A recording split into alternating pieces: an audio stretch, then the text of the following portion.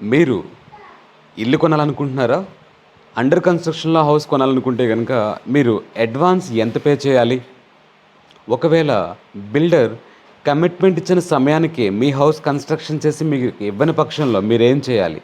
అనే విషయాలు మనం ఈరోజు ఈ వీడియోలో తెలుసుకోబోతున్నాం. అంతేకాకుండా personal finance, business, share market, provident fund లాంటి విషయాల్లో ఎవరికైతే ఇంట్రెస్ట్ ఉందో అలాంటి వారి కోసం నేను మన ఈ తెలుగు ఫైనాన్స్ టీవీ ద్వారా నాలెడ్జ్‌ని వీడియో రూపంలో అందిస్తుంటాను. This is Satya Gummapu. Welcome to Telugu finance TV. Audio Jungle.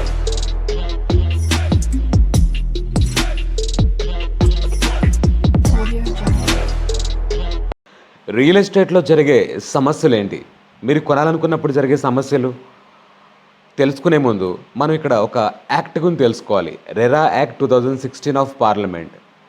దీని అర్థం real estate regulation and development act 2016 of parliament. ఇది 25th మార్చ్ 2016న పబ్లిష్ చేయడం జరిగింది. ఈ యాక్ట్ యొక్క ఆబ్జెక్టివ్స్ అంటే లక్ష్యం ఏంటి అంటే రియల్ ఎస్టేట్ని డెవలప్ చేయడం, ప్రమోట్ చేయడం, దాన్ని రెగ్యులేట్ చేయడం, ఎఫిషియెంట్ మేనర్లో ట్రాన్స్పరెంట్ వేలో సేవలు అందేలా చూసుకోవడం, హౌస్ కొనేవారి యొక్క ఇంట్రెస్ట్లు, వాళ్ళ యొక్క రైట్స్ని కాపాడాలి అనే ఉద్దేశంతో ఈ యొక్క యాక్ట్ని పార్లమెంట్ అనేది పాస్ చేయడం జరిగింది. హౌస్ కొనే వారికి జరిగే అసలు సమస్యలేంటి? ముఖ్యంగా తెలుసుకుంటే ఇక్కడ రెండు ప్రధాన సమస్యలు కనబడుతున్నాయి. అదేంటంటే మొట్టమొదటిగా మీరు అడ్వాన్స్ విషయంలోకి వెళ్ళినప్పుడు అగ్రిమెంట్ సేల్ కంటే ముందు బిల్డర్స్ 30%, 40% మిమ్మల్ని అడ్వాన్స్ అడగడం చేస్తూ ఉంటారు. నిజానికి మీరు అంత అడ్వాన్స్ అయితే పే చేయాల్సిన అవసరం ఇక్కడ లేదు. హౌస్ కొనేవారికి జరిగే ప్రధాన సమస్యల గురించి మనం ఆలోచిస్తే ఇక్కడ రెండు సమస్యలు ముఖ్యంగా కనబడుతూ ఉంటాయి. మొట్టమొదటిగా ఏంటంటే మీరు హౌస్ కొనడానికి వెళ్ళినప్పుడు అగ్రిమెంట్ సేల్ కంటే ముందు మీ దగ్గర నుంచి ఒక 30%, 40% అడ్వాన్స్ వారు అడగడం చేస్తూ ఉంటారు. కానీ నిజానికి మీరు అక్కడ 30-40% మీరు అడ్వాన్స్ పే చేయాల్సిన అవసరం లేదు. రెరా యాక్ట్ చెబుతుంది 10% కంటే ఎక్కువ అగ్రిమెంట్ సేల్కి ముందు మీరు చేయాల్సిన అవసరం అయితే లేదు. రెండో సమస్య ఏంటంటే వారు అగ్రిమెంట్ ప్రకారం 1 ఇయర్లోనో 2 ఇయర్స్లోనో మీకు హౌస్ కన్స్ట్రక్షన్ కంప్లీట్ చేసి హ్యాండ్ ఓవర్ చేస్తానని కమిట్మెంట్ ఇస్తారు. ఒకవేళ ఆ కమిట్మెంట్ ప్రకారం మీ హౌస్ కనుక కంప్లీట్ అవ్వని పక్షంలో మీరు ఏం చేయాలి? మీరు ఎవరిని అప్రోచ్ అవ్వాలి? ఆ విషయంలో మీకు జరిగిన లాస్ ఏదైతే ఉందో దాన్ని ఏ విధంగా వారు కంపెన్సేట్ చేస్తారు అనే విషయంలో కూడా రెరా యాక్ట్ మీకు హెల్ప్ చేస్తుంది.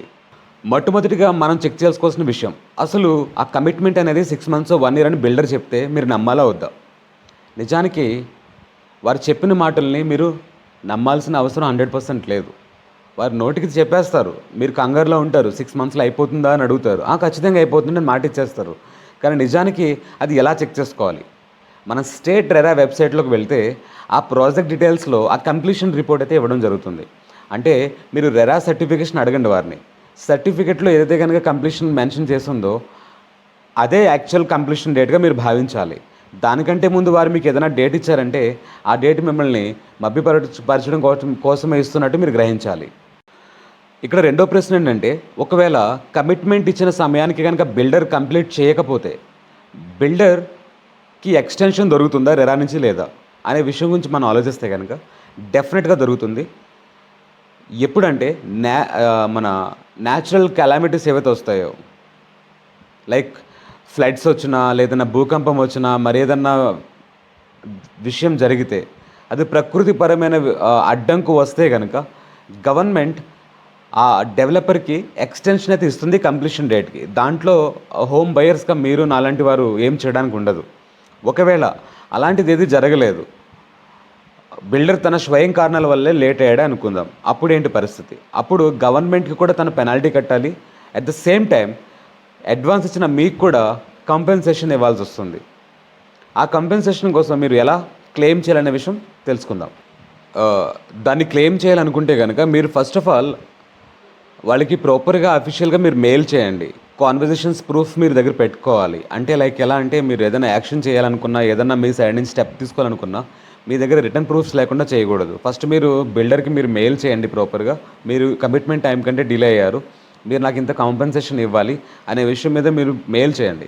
వాళ్ళు మీకు రెస్పాన్స్ ఏమిస్తున్నారో చూడండి. వాళ్ళు అగ్రీ అయిపోయి వాళ్ళు గిల్ట్ ఫీల్ అవుతూ మీకు కాంపెన్సేషన్ పే చేయడానికి సిద్ధమైతే కనుక వెరీ వెల్ అండ్ గుడ్. ఒకవేళ వాళ్ళు రిప్లై కనుక నెగిటివ్గా వస్తే కనుక దాన్ని మీరు రిఫరెన్స్గా తీసుకుని మీరు రెరాకి అప్రోచ్ అయితే వారు మీకు సహాయం చేస్తారు. ఇంతకీ అసలు ఈ కాంపెన్సేషన్ ఎంత వస్తుంది? ఈ విషయంలోకి వెళ్తే అసలు రెరా యాక్ట్ రాకముందు ఒక బిల్డర్గా తను డిలే చేస్తే కనుక చాలా నామినల్ ఫీజు కట్టేసి తప్పించుకునేవాడు. వన్ సైడ్ ఉండేది అంత అప్పట్లో. ఒకవేళ మీరు పేమెంట్ చేయడం డిలే అయితే కనుక 18% వరకు మీ దగ్గర నుంచి ఛార్జెస్ కట్టించుకునేవారు.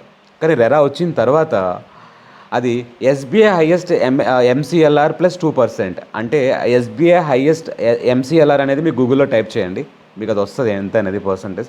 అది ప్లస్ 2% మీరు ఎంతైతే కనుక అడ్వాన్స్ పే చేస్తారో దానికి మీరు వాళ్ళు ఆ కాంపెన్సేషన్గా మీకు బిల్డర్ మీకు ఇవ్వడం జరుగుతుంది టిల్ కంప్లీషన్ అయ్యేంత వరకు.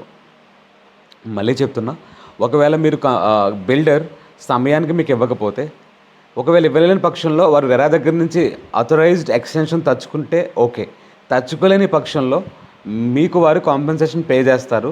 అది ఎస్బీఐ హైయెస్ట్ ఎంసీఎల్ఆర్ ప్లస్ 2%. ఆ పర్సంటేజ్ ఆఫ్ మీరు పే చేసిన అమౌంట్ ఏదైతే ఉందో దానికి మీరు, అంటే దానికి ఒక రకంగా వడ్డీ ఇస్తున్నట్టే చెప్పుకోవాలి. మీరు ఏదైతే మీ పెయిడ్ అమౌంట్ ఉందో దానికి సమ్ పర్సంటేజ్ అప్రాక్సిమేట్లీ 8 to 10% అలా ఉంటుందని భావిస్తున్నాను. ఆ పర్సంటేజ్ మీకు వారు పెనాల్టీగా పే చేస్తారు. సో ఈ విధంగా ఇల్లు కొనేవారు ఖచ్చితంగా రెరా యాక్ట్ గురించి ఒకసారి గో త్రూ అవ్వండి. రెరా యాక్ట్ గురించి ఖచ్చితంగా తెలుసుకున్న తర్వాతే మీరు హౌస్ కొనడానికి వెళ్ళండి. ఒక బిల్డర్ దగ్గరికి వెళ్ళిన తర్వాత రెరా సర్టిఫికేషన్ అడగండి, మీరు స్వయానా చూడండి. ఆ తర్వాతే మీరు మిగతా విషయాల్లోకి ఇన్వాల్వ్ అవ్వండి. ఇలాంటి మరెన్నో వీడియోస్ కోసం stay tuned to Telugu finance TV. Signing off, Satya Gummapu.